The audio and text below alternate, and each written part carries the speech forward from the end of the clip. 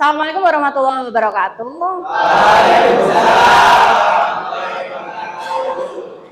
Hari ini kita akan ketemu lagi di pembelajaran ekonomi.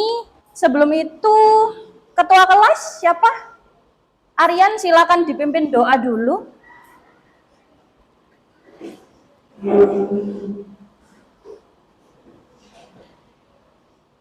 Oke, sebelum memulai pembelajaran pagi hari ini, mari kita mulai.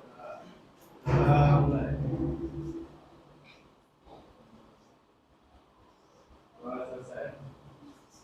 Terima kasih Aryan.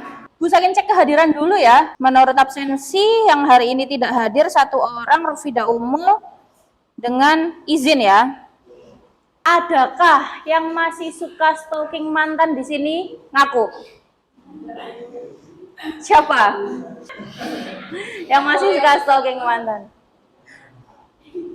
Nggak boleh. Jadi simpan dulu handphonenya biar fokus dengan paparan materi dari Bu Sakin, bukan dengan dia yang telah menyakiti.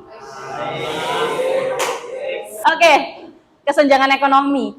Ini adalah lanjutan materi dari pertemuan kita sebelumnya. Di pertemuan kita sebelumnya, kita sempat membahas tentang pendapatan nasional.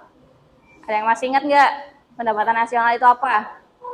Iya, Firman? Oke, masih lupa. Teman-teman yang lain? Iya, Karen, silahkan.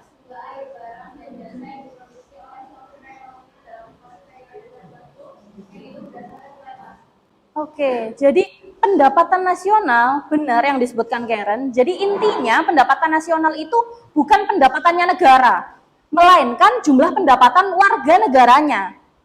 Jadi baik warga negara yang memproduksi barang, menghasilkan barang untuk dijual, ataupun warga negara yang bekerja dan mendapatkan penghasilan. Nah, jumlah pendapatan mereka itu disebut pendapatan nasional.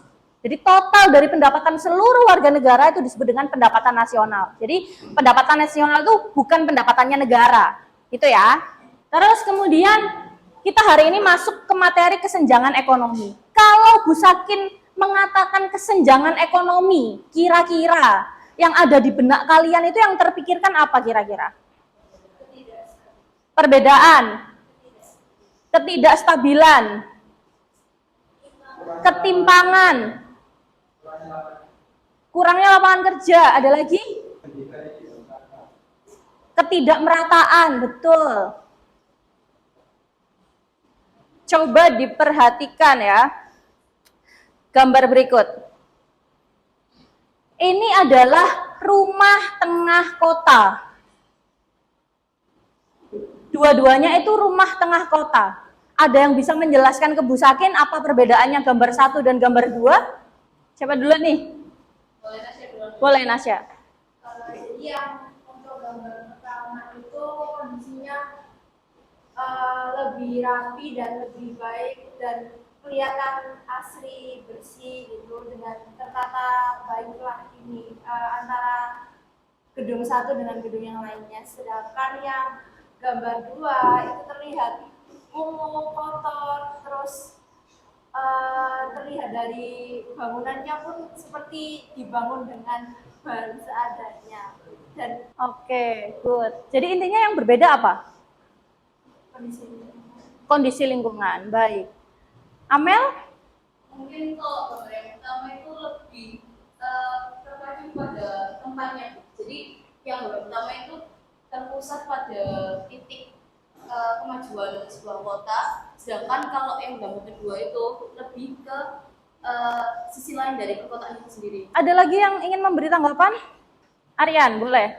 Mungkin kalau dari gambar 1 itu terlihat kayak bangunannya tertata rapi, fasilitasnya tersedia sangat banyak, dan jadi umumnya penduduk di daerah gambar 1 itu memiliki pendapatan yang lebih layak. Gambar kedua yang terlihat kumuh, fasilitasnya mungkin tidak ada karena pendapatan masyarakatnya yang kurang memadai. Oke, jadi dari dua gambar itu kita bisa melihat secara umum bahwa pendapatan kedua orang yang tinggal di daerah berbeda itu pasti berbeda juga jumlah pendapatannya gitu ya. Apa kira-kira perbedaan yang paling menonjol di antara keduanya? Infrastruktur. Terus? Kondisi ekonomi, good. Apalagi? Fasilitas. SDM, good. Ya, betul. Kedua gambar ini menunjukkan kesenjangan yang ada pada dua kondisi rumah tengah kota. Jadi di gambar pertama, kalau kalian bisa lihat, gambar yang putih titik-titik kecil itu adalah rumah. Jadi gambar pertama ini rumah tengah kota, bangunan perumahan yang lokasinya berada di atap sebuah mall. Kelihatan nggak? Jadi ini ada bangunan mall, di atasnya, di atapnya, rooftopnya, itu ada perumahan. Di gambar yang kedua, juga menunjukkan rumah tengah kota berada di dekat bangunan-bangunan besar, tapi yang ditunjukkan rumah tengah kota di sini adalah rumah dengan bangunan tidak permanen, atau biasa kita sebut rumah tidak layak huni. Jadi kedua perbedaan ini menunjukkan kesenjangan antara masyarakat yang tinggal di tengah kota. Yang satu di tengah kota, rumahnya di atap mall, perumahan. Yang satu di tengah kota, tapi dengan bangunan tidak permanen, rumah tidak layak huni.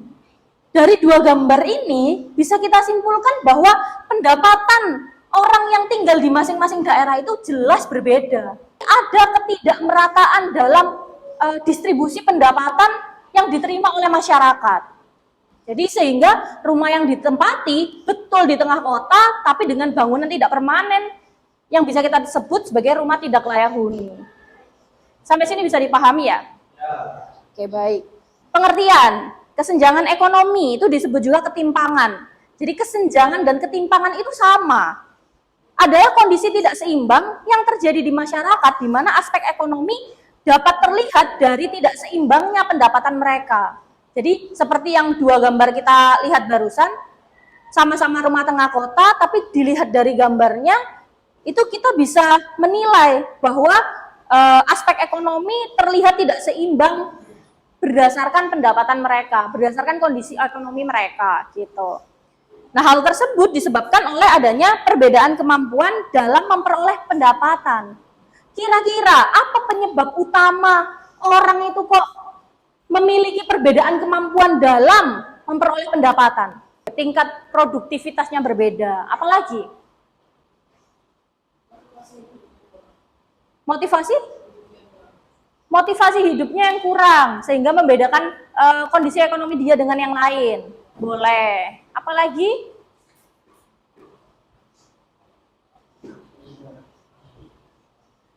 Kenapa? Apa yang membedakan? Pendidikan. Sama-sama menempuh pendidikan, tapi jenjang yang ditempuh berbeda. Saya lanjutkan. Penyebab ketimpangan. Yang pertama, kondisi demografi. Seperti yang disebutkan sama David tadi ya. Kondisi demografi. Apa sih kondisi demografi itu? Firman David, silakan. Apa kondisi demografi? Kondisi demografi adalah perbedaan tingkat pertumbuhan dalam struktur kependudukan serta perbedaan dalam aspek masyarakat. Itu kondisi demografi. Jadi yang membedakan daerah A dan daerah B. Jadi kondisi penduduknya bagaimana? Mungkin ada yang daerah tertentu yang memiliki penduduk dengan usia produktif lebih banyak, maka ketimpangan yang terjadi di sana tidak begitu tinggi. Yang kedua, pendidikan. Yang ketiga, pendapatan tidak merata. Yang keempat, pembangunan tidak merata. Yang kelima, lapangan kerja kurang. Dan yang terakhir, diskriminasi sosial dan gender. Sampai sini dulu, ada yang ingin ditanyakan? Ya, Karen, silahkan. Pertumbuhan dan pembangunan ekonomi. Jadi kalau pembangunan dan pertumbuhan ekonomi itu saling berkaitan. Bisa kita lanjutkan ya. Dampak kesenjangan. Yang pertama, peningkatan kemiskinan. Yang kedua, kualitas kesehatan menurun. Yang ketiga, ini efek dari peningkatan kemiskinan. Angka kriminalitas menjadi tinggi. Mungkin ada yang ingin ditanyakan? Iya, Farid.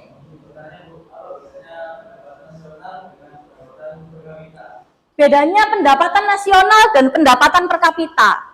Pendapatan nasional itu jumlah pendapatan seluruh warga negara Tapi kalau pendapatan per kapita itu adalah pendapatan rata-rata warga negara. Yang lain sudah bisa dipahami? Baik, Bu Sakin lanjutkan ya. Distribution of income. Nah, ini distribusi pendapatan. Ada berbagai faktor yang memengaruhi distribusi of income sehingga terjadi ketimpangan atau ketidakmerataan. Jadi ketimpangan itu bisa diukur. Cara mengukur ketimpangan, yang pertama ada kurva Lorenz. Nah, cara mengukurnya gimana? Cara mengukurnya pakai koefisien gini. Dan yang terakhir, untuk menentukan jenis ketimpangannya, kita pakai kriterianya Bank Dunia. Cara mengatasi kesenjangan, yang pertama, pendidikan wajib dibenahi. Yang kedua, pembangunan infrastruktur. Kemudian yang terakhir, subsidi. Apakah ada pertanyaan? Atau sudah cukup bisa dipahami? Oke, baik. Bu Sakin mau membagi menjadi 6 kelompok diskusi yang nantinya ada 6 topik yang harus kalian bahas, kalian diskusikan dengan anggota kelompok, kemudian dipresentasikan hasil diskusinya. Bu Sakin bagi secara acak ya kelompoknya. Semua sudah dapat kartu? Oke, baik. Yang mendapat nomor 1 artinya kalian kelompok 1, yang mendapat nomor 2 artinya kalian kelompok 2, dan seterusnya. Oke? Yang mendapat kartu nomor 1 silakan diangkat kartunya. Yang mendapat nomor 2. Nomor 3. Oke, nice. 4. Yang mendapat nomor 5. 6 terakhir. Silakan duduk berkelompok. Jadi kelompok 1 berada di sebelah kanan saya depan, kelompok 2 di belakangnya, kelompok 3 di sini, kelompok 4 di belakangnya, kelompok 5 dan kelompok 6. Silakan duduk berkelompok dulu. Kartunya dibawa dulu aja. Kartunya dibawa dulu, nanti Bu Sakin ambil. Bu Sakin yang keliling nanti ya, ambil kartunya. Sudah duduk berkelompok ini? Ada yang belum menemukan kelompoknya? Kelompok 1 sebelah mana? Baik. Kelompok 2. Kelompok 3. 4. Kelompok 4. Kelompok 4. Oke, kelompok 5. 6. Nah, materi diskusinya ada 6. Jadi ada 6 topik yang berbeda.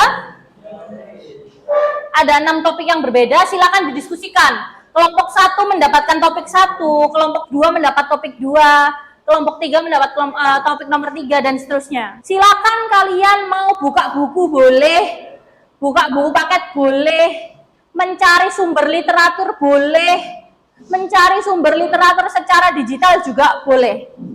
Jadi saya izinkan untuk penggunaan handphone pada pembelajaran saat ini. Bisa dipahami? Silakan dimulai diskusinya.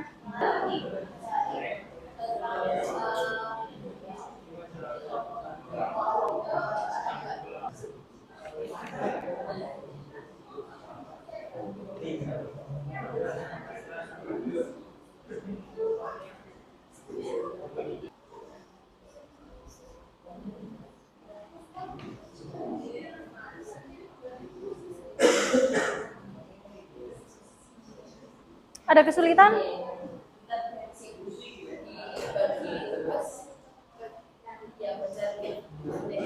Baik.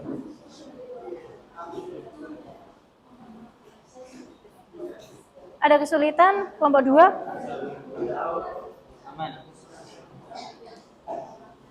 Sudah dibagi tugas tadi, Nat? Baik. Kelompok 4 ada kesulitan? Enggak ya?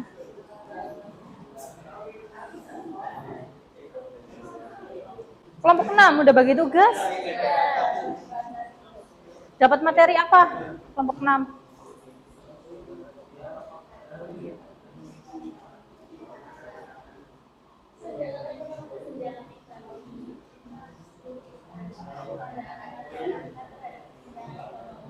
Pandangan masyarakat terhadap kesenjangan ekonomi. Baik. Kelompok 5 ya ini? Ada kesulitan? Enggak ya. Kelompok 3 ada kesulitan? Masih diskusi. Dapat materi apa tadi? Peran pemerintah dalam mengurangi kesenjangan. Kelompok 1 sudah? Ya. Oke, boleh perwakilannya maju ke depan. Di sini saya sebagai perwakilan dari kelompok 1 ingin mempresentasikan tentang hasil diskusi dari saya dan kelompok mengenai pertanyaan yang ditujukan. Pertanyaannya yaitu diskusikan kasus kesenjangan ekonomi di Indonesia, apa saja penyebab utama kesenjangan ini dan bagaimana dampaknya terhadap masyarakat. Nah, hasil diskusi dari kelompok kami yaitu kesenjangan sosial dapat terjadi ketika ada perbedaan besar antara kelompok kaya dan miskin. Penyebab utamanya yaitu kurangnya akses pendidikan, lapangan kerja yang terbatas, dan distribusi sumber daya yang tidak merata. Oke, ada yang ingin menanggapi teman-teman? Silakan, Safri.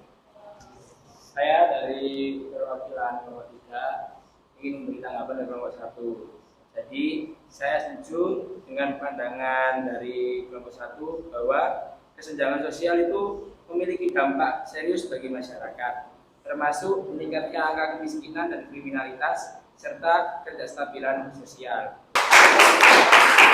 Kembali ke tempat duduk. Dilanjutkan kelompok 2 sudah?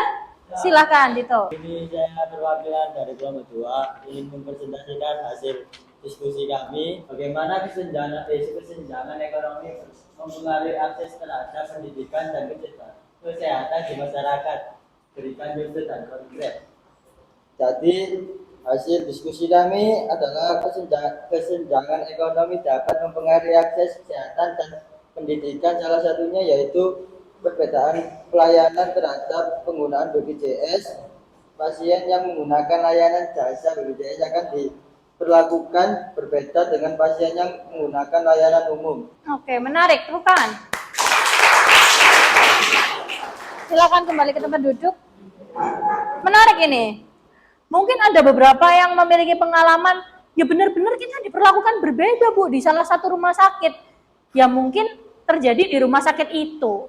Jadi kita nggak boleh ngejudge, nggak boleh menjustifikasi kalau semua rumah sakit itu memperlakukan pasien BPJS secara berbeda. Itu nggak boleh. Gitu. Jadi kalau menurut pandangan Bu Sakin itu karena BPJS itu mudah dijangkau, mudah didapat dan murah, sehingga yang antri lebih banyak daripada pasien umum. Padahal ya tidak berniat untuk melakukan servis yang berbeda kepada kita, tapi ya emang keadaannya yang seperti itu. Gitu ya. Jadi kita nggak boleh menjustifikasi. Kelompok 3, ready? Silahkan. Saya dari kelompok 3, di sini saya mendiskusikan tentang peran pemerintah dalam mengurangi kesenjangan sosial. Jadi peran pemerintah ini mendapat peran penting dalam mengurangi kesenjangan ekonomi dengan menciptakan kebijakan yang mendistribusikan kekayaan lebih merata sehingga meningkatkan kesejahteraan masyarakat. Pemerintah juga bisa menciptakan lapangan kerja melalui investasi, infrastruktur, dan pemberdayaan usaha kecil. Oke, good. Ada yang ingin menanggapi teman-teman? Silahkan, Amel. Saya dari kelompok 1 ingin menanggapi mengenai kelompok 3. Jadi di sini saya setuju dengan kelompok 3. Analisis yang telah dijelaskan mengenai peran pemerintah itu cukup baik dalam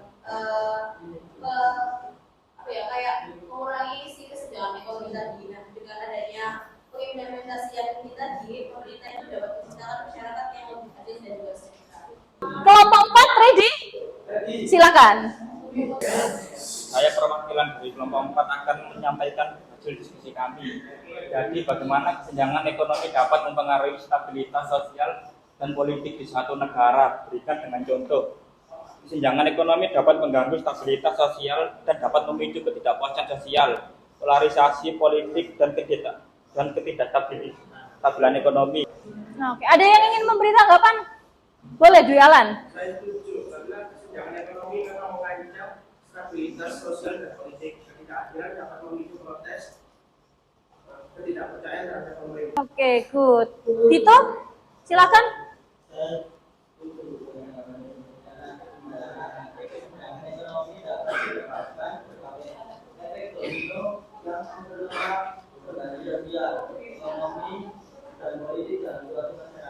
Oke, good. Ada lagi yang ingin memberi tanggapan? Cukup ya. Kelompok 5, ready? Yuk, silakan. Di sini materi diskusi yang kami dapatkan yaitu diskusikan solusi kreatif yang dapat diterapkan oleh masyarakat untuk mengurangi kesenjangan ekonomi di lingkungan sekitar mereka. Untuk mengatasi hal ini, perlu adanya edukasi masyarakat untuk merubah kebiasaan agar lebih baik dengan cara yang pertama meningkatkan keterampilan, yang kedua adanya sosialisasi untuk mengedukasi masyarakat, dan mengadakan pelatihan UMKM agar bisa mengembangkan diri, dan yang terakhir meningkatkan pendidikan yang berkualitas. Jadi di sini solusi kreatif yang ditawarkan oleh kelompok 5 adalah mengedukasi masyarakat untuk merubah kebiasaan agar lebih baik dengan caranya. Kemudian mengedukasi masyarakat dengan pelatihan UMKM agar bisa mengembangkan diri dan meningkatkan pendidikan yang berkualitas. Jadi intinya solusi yang ditawarkan adalah memperbaiki pendidikannya dulu. Jadi kalau kita benerin SDM-nya dulu, maka yang lain akan ngikutin. Gitu ya. Terakhir kelompok 6. Ready? Silakan Dewa. Diskusi kami. Sebenarnya bagaimana pandangan masyarakat terhadap dengan ekonomi. Bagaimana itu banyak yang merasa bahwa kesenjangan ekonomi merupakan sesuatu yang merugikan, tidak adil, terutama bagi mereka yang berada di kelompok masyarakat yang ekonominya lebih rendah. Oke, terima kasih. Jadi di sini ada stigma yang melekat pada kelompok masyarakat berpenghasilan rendah yang memengaruhi akses ekonomi seperti akses pendidikan, peluang kerja, dan kebijakan pemerintah. Jadi yang dibenerin tuh SDM-nya dulu. Karena kalau masyarakat berpenghasilan rendah itu dipandang memiliki stigma negatif, stigmanya buruk, otomatis masyarakat yang berpenghasilan rendah itu akan turun tingkat kepercayaan dirinya. Oke, 6 kelompok sudah menyampaikan hasil diskusinya. Sampai sini kira-kira pemahaman kalian tentang kesenjangan ekonomi makin bertambah atau ada yang masih ingin ditanyakan kepada Bu Sakin? Makin bertambah ya? Udah mulai paham ya? Bu Sakin coba uji kemampuan kalian melalui post-test setelah mempelajari materi kesenjangan ekonomi. Kita main Kahoot dulu ya.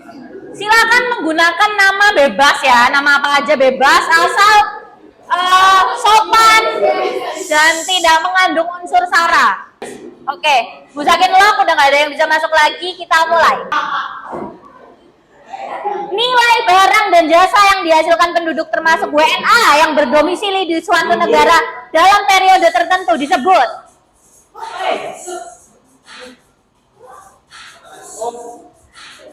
Pilihan jawaban ada di depan, jadi kalian silakan tinggal pilih warnanya aja.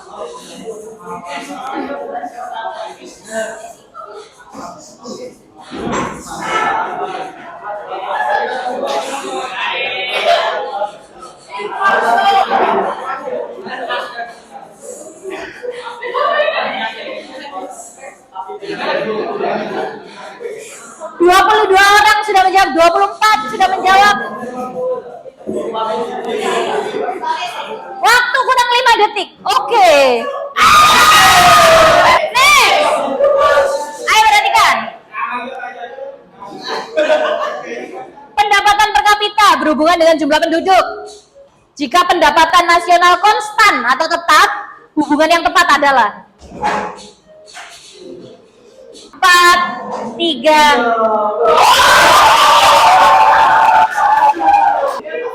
Next. Masih kuis, ada 4 pilihan jawaban. Pertumbuhan ekonomi sangat bergantung pada peran para inovator dan wirausahawan. Teori tersebut dikemukakan oleh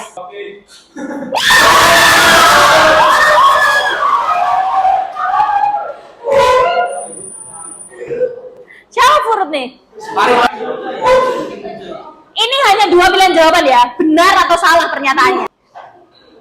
Dampak ketimpangan distribusi pendapatan terhadap perekonomian adalah kesenjangan penduduk kaya dan miskin semakin besar. Benar.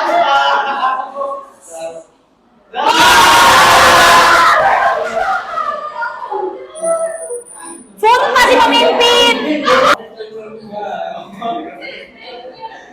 Next, masih pernyataan benar dan salah.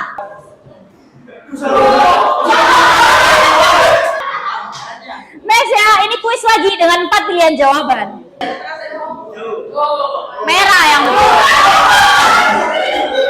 Next, soal nomor 7. Benar atau salah? Benar.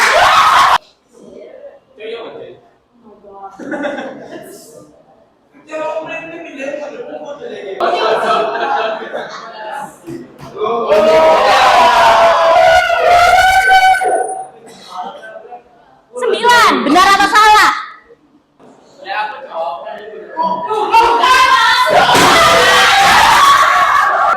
Terakhir. Penentuan skor terakhir.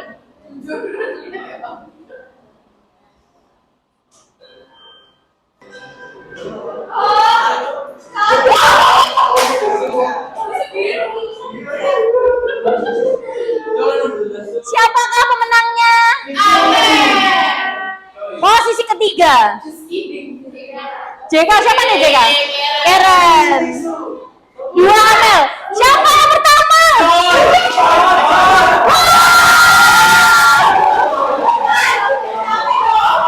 Siapa? David ya? Congratulations.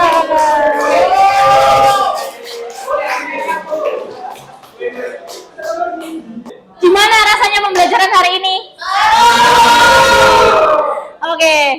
Sebelum Bu Sakin akhiri, Bu Sakin simpulkan dulu ya yang kita pelajari hari ini. Jadi, mohon perhatiannya teman-teman. Jadi kesenjangan ekonomi itu disebabkan oleh, thank you Rasya, disebabkan oleh faktor seperti akses pendidikan yang tidak merata, distribusi kekayaan yang timpang, dan seterusnya. Maka apalah yang harus dilakukan untuk mengatasi kesenjangan itu? Jadi penyebabnya karena distribusi pendapatan tidak merata, maka yang kita benahi yang paling utama adalah fasilitas umum, pembangunan infrastruktur, itu yang paling utama. Jadi sesuai dengan tujuan pembelajaran kita hari ini, kalian harus tahu apa penyebabnya dan cara mengatasinya kesenjangan itu kayak gimana. Kalau tadi kesenjangan penyebabnya adalah karena distribusi pendapatan yang tidak merata, berarti cara mengatasinya yang utama ya memperbaiki infrastruktur, dibanyakin infrastrukturnya, terutama akses dalam pendidikan dan kesehatan. Itu aja sih intinya. Segitu dulu materi dari Bu Sakin. Ini nanti saya share, bisa kalian pelajari lagi di rumah. Terus kemudian silakan baca dari sumber literatur yang lain juga, karena minggu depan kita ada asesmen formatif. Ya, minggu depan kita ada asesmen formatif tentang materi pendapatan nasional dan kesenjangan ekonomi. Itu aja dari Bu Sakin. Terima kasih karena sudah mendengarkan paparan materi dari Bu Sakin hari ini. Terima kasih juga buat teman-teman yang sudah menyampaikan hasil diskusinya tadi. Bu Sakin akhiri, semoga kalian sehat selalu. Semoga yang kita pelajari hari ini dapat bermanfaat. Wassalamualaikum warahmatullahi wabarakatuh. Terima kasih.